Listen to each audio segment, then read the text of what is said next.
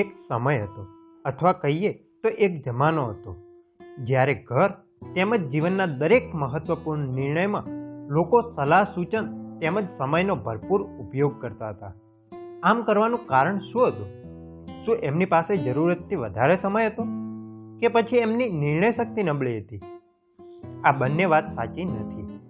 અગાઉના સમયમાં જે તે નિર્ણયના દરેક પાસાઓ સમજીને જે તે વ્યક્તિ તે વિષયમાં નિપુણ હોય તેની સલાહ લઈ નિર્ણયો લેતા હતા. તેના કારણે જીવનના કોઈ પણ તત્વમાં ગુણવત્તાની મહેક જળવાતી હતી. અરસપરસ સંબંધો ખૂબ મીઠા અને વિશ્વાસપાત્ર બનતા હતા. સમાજના તાણાવાણા એના કારણે જ મજબૂત બનતા રહેતા હતા. દોસ્તી અને ઓળખાણનું સૌથી વધુ મહત્વ હતું. આજે દરેક વ્યક્તિ મોડું થાય છે ને પોક મૂકીને દોડે રાખે છે. કોઈની સાથે કોઈ પણ સ્થળે કોઈ પણ વાતે એ નિરાંતે કશું જ કરી શકતો નથી. છતાંય બધા પોતાના જીવનમાં ક્યાંક ને ક્યાંક મોડા પડે છે. આજે દોડતા દોડતા જેટલો સંગાત મળી શકે એમાં મોટા ભાગની ચર્ચા આજના સમયની 2 મિનિટ નૂડલ્સના અભિગમવાળી પેઢીને લઈને થાય છે. આજની પેઢી સતત સમયના અભાવના નામની માળા ફેરવે રાખે છે. બધી વસ્તુઓ ઇન્સ્ટન્ટ થવી જોઈએ. ખોરાકથી માંડીને સંબંધો દરેક વસ્તુમાં ત્વરિત આવેગ નામના પ્રત્યાઘાતનો પડછાયો દેખાય છે. દરેક વસ્તુના આવેગમાં આવીને ત્વરિત નિર્ણય લેવાનો સિરસ્તો આજના સમયના મોટા ભાગના લોકોમાં જોવા મળે છે. આ આદતને કારણે જીવનના ઘણા મહત્વના નિર્ણયોમાં ભૂલ વર્તાય છે. જેમ કે પોતાનો જીવનસાથી પસંદ કરવાની વાત લઈ લઈએ. આજે મોટા ભાગના યુવાનો પોતાની પસંદના વિજાતીય પાત્રને સોશિયલ મીડિયાની બારી પર પસંદ કરે છે, જ્યાં તેમને એડિટ કરેલા ફિલ્મી સિતારાઓ જેવો ફોટો દરેક વાતમાં સહમતિ તેમજ કોઈ પણ માંગણીને ઇમોજી દ્વારા પૂરી પાડવામાં આવે છે.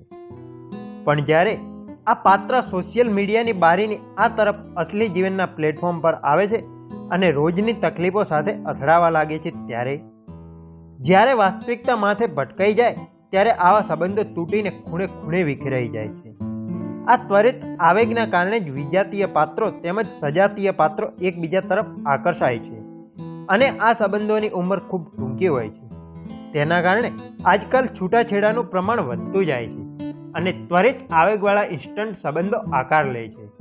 આવા સંબંધોને આપણે એની સમય મર્યાદા મુજબ hook up, one night stand તેમજ લિવ ઇન રિલેશન તરીકે ઓળખીએ છીએ.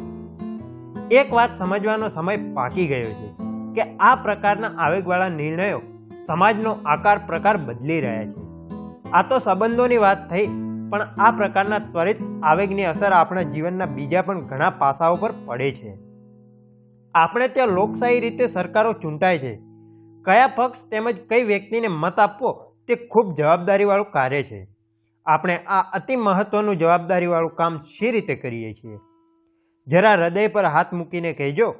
આવી પસંદગીમાં દરેક તથ્યોની જાણકારી લીધા વગર બસ થોડાક વોટ્સઅપ મેસેજના ત્વરિત આવેગમાં આવે તમે પક્ષ તેમજ વ્યક્તિઓને મત આપવા માટે પસંદ નથી કરી લેતા. આ અભિગમને કારણે લોકો વ્યક્તિ તેમજ વસ્તુની ગુણવત્તા ચકાસ્યા વગર તેમની પસંદગી કરી રહ્યા છે. આ વાત ખરીદીના નિર્ણયમાં પણ જોઈ શકાય છે કે એક વોશિંગ મશીનની ખરીદીમાં પણ તેના વિવિધ પાસાઓના અભ્યાસની જગ્યાએ તમારા ઘરના સૌથી નાના બાળકની જીદના આધારે તેની ખરીદી કરાય છે. કેમ કે તે વોશિંગ મશીનની જાહેરાતમાં તે નાના છોકરાને પોતાનું પ્રિય પાત્ર દેખાય છે. હવે તમે જ વિચારો, આટલી મોંઘી વસ્તુની ખરીદીના નિર્ણયનો આધાર શું છે? આ વાતને વસ્તુ વેચવાવાળા પણ સારી રીતે જાણી ગયા છે. તેના કારણે જ આજકાલ મોટા ભાગની કંપનીઓ પણ વસ્તુની ગુણવત્તા કરતાં ત્વરિત આકર્ષણ પણ વધારે કામ કરે છે. જીવન એ આવેગમાં આવી દોડતા રહેવાનું પ્લેટફોર્મ નથી. જીવન તો સમય ખર્ચીને ગુણવત્તા ધરાવતા સંબંધોને માણવાની પવિત્ર ઘટના છે. એને ગંભીરતાથી જાળવો. ઉતાવળમાં જીવન વેડફી ન નાખો. જરાક પોરો ખાઈને થોડુંક મનોમંથન કરીને વિચાર કરવા જેવો છે.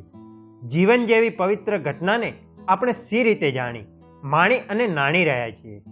માણસ તો એ જ છે જે કોઈની વાતે દોરવાતો નથી, જે પોતાના સ્વતંત્ર જ્ઞાન, સમજણ અને પરિસ્થિતિ મુજબ નિર્ણયો કરે છે. માટે સમયનો સાચો ઉપયોગ કરો અને સમયને વેડફો નહીં.